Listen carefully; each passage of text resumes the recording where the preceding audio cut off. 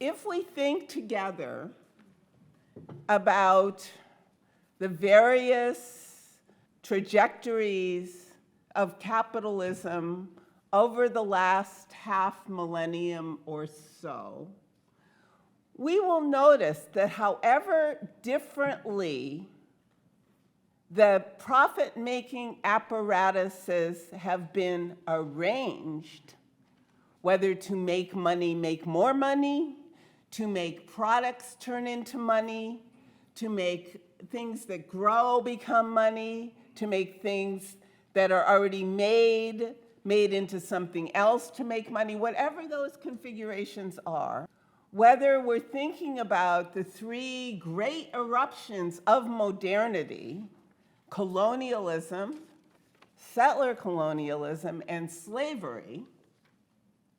we will see that capitalism requires inequality and racism enshrines it.